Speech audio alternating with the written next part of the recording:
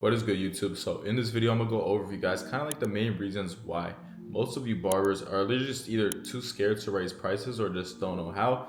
And this kind of leads to you guys ending up being stuck at the same price for month after month after month.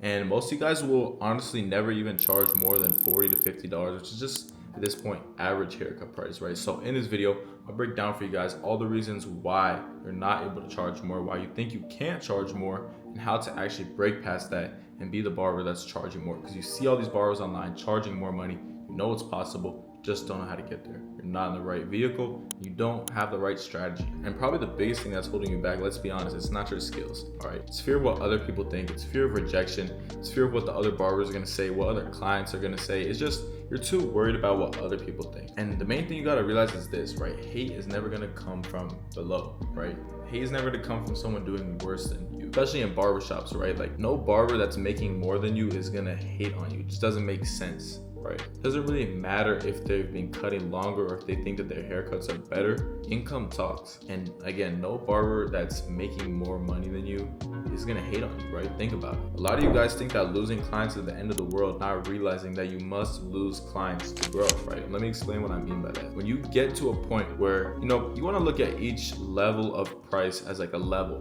right? Like a game. When you're at the $40 level, right, you get $40 clients, but you're capped at a certain income because there's only so many haircuts you can do per month, right? And so to replace some of your $40 clients with higher paying clients, you're gonna need to lose some clients to free open some spaces, right? Because you don't want to be stuck at $40 forever, right? But if you're fully booked, you have no space for any new clients to book into the business, they're gonna go to someone else, because at the end of the day, this is a competition. And if you're not available, why would people go to you, right? And the main thing is, right, if you think that you're a $40 barber and you're kind of stuck in this feedback loop of always being a $40 barber, you want to be average, you want to impress the other barbers in your shop, you just want to be like all the other barbers in your shop, that's where you're going to stay, right? If you don't believe, we could go through all the things you need to do, but it starts with belief, right? A lot of you guys still aren't convinced that you are able to charge $100 a cut, right? And that's just simply not the case, right? You guys see all these people on the internet, people like myself, people like my client Chunk, booked out at $100 a cut, making these crazy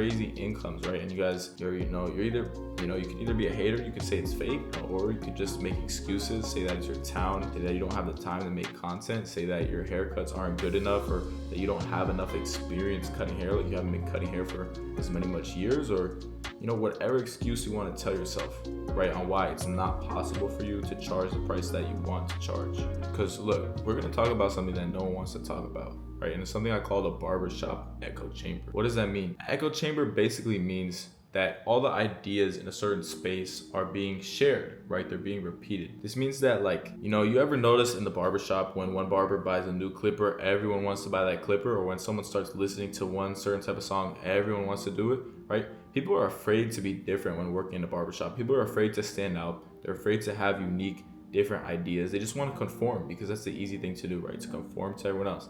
So when one barber raises up their prices, automatically the rest of them feel like either they're being left behind if they keep their prices the same, so they also try and raise up prices, or, right, they just feel like, this one barber is doing things all wrong. But people want to be like their environment. People don't. It's like basic psychology, right? People don't want to stand out, right? People are always going to conform to an environment. People always want to be part of the mob, like crowd mentality, right? It's very hard for you to stand out as a barber, being the only one in your shop charging high prices. Like, you might even end up charging more than the owner of the shop, and that might feel weird. You might end up charging more than your old barber or the coworker that's been cutting hair for 3 times as long as you. But at the end of the day, right, none of this stuff plays a factor into pricing. And at the end of this video, I'm gonna go over for you guys basically the main factors that we look at when raising prices for our clients to make sure that they actually raise prices while still making more money at their new price while working less hours than they did the previous one. And again, this is why most barbers all post like the same type of content in the shop, and they just all hop from trend to trend. It's just all trying to copy each other, right? They all move like a sheep in a herd. And like, again, the real problem is most barbers are simply just too scared to stand out. They don't want to be the only one charging 100 while the rest of the shop is stuck charging 30. They don't want to be the only one at the shop filming content while everyone else is just watching and staring and laughing. But here's the truth, guys. If you wouldn't trade places with them, right? If you wouldn't trade lives with them, if you wouldn't trade outcomes with them, stop trying to impress them. Stop trying to please them. Stop trying to take advice from people that you wouldn't trade lives with. The barber that's been stuck cutting for 10 years and still barely makes enough money to pay,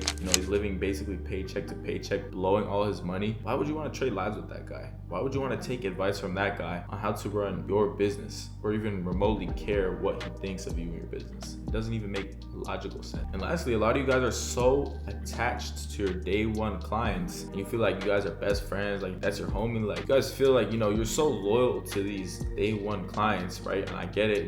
When you were there, like when you were charging nothing, they were there, right? They supported you, they tipped you when you were broke. Like, these are the day one clients. But at the end of the day, if they're not willing to pay full price, if you keep trying to please other people and trying to please past version of yourself, you're never gonna become the version of yourself that's charging, $100 a cut, hitting 10K per month. And like the biggest thing is, most of these clients who you really think support you, they don't support you as much as they think. Right? The moment you tell them that it's gonna be full price, you're probably never gonna hear from them again. But the thing is, raising your prices isn't meant to be a flex, right? It's meant to grow your business. It's meant to, service people. Raising your prices gives you more time to spend on each client, and it gives you more freedom to be selective with who you service. Typically, the clients that you get when you raise your prices, right, they respect your time, they come on time, and they're less picky than the cheap clients. And the real clients who value your work, those will be the clients that stay. A lot of barbers feel shame in raising their prices, right? But the only way to grow is if they raise their prices. If no one gives us a raise, if we don't give ourselves a raise as business owners, nobody else will. Barbers feel guilty to grow and confuse it with being greedy. And it's really easy for us to tell ourselves that we're never gonna raise prices because we don't want to be greedy or we don't want to charge more than what we're worth. But here's the truth. If you want different results, you need a different input, right? You need a different identity. You can't keep doing the same actions and expecting a different outcome. You can't keep thinking the same way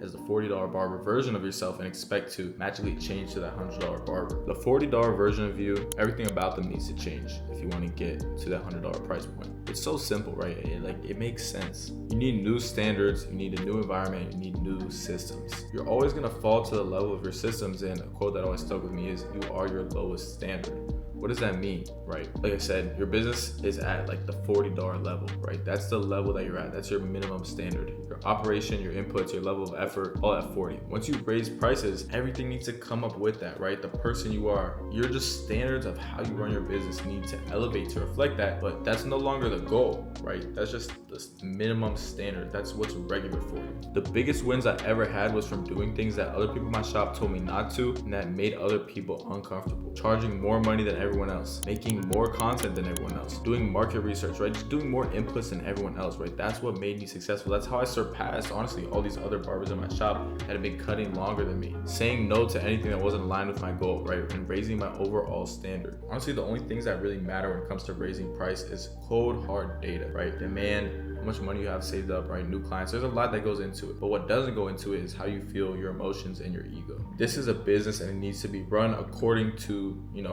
how businesses are run. People don't really decide to charge more for their products just because they feel like they're worth more or that they've been out for a certain amount of time. So here's what you need to do. I want you guys to take out a piece of paper and write down your new price goal by how much you want to be charging by a certain amount of time, right? Add a time limit to this goal. And every day from now, start taking actions that the person, right, the version of yourself charging that price would make. Because if your actions don't align with your goal, it's not a goal, right? It's just a wish. I'm not even gonna pitch Cash Flow Barbers. You guys already know the work we do and the results that we get for our clients. The link will be down below. Hopefully you guys got some value out of this. Start charging more, and I'll see you guys in the next one.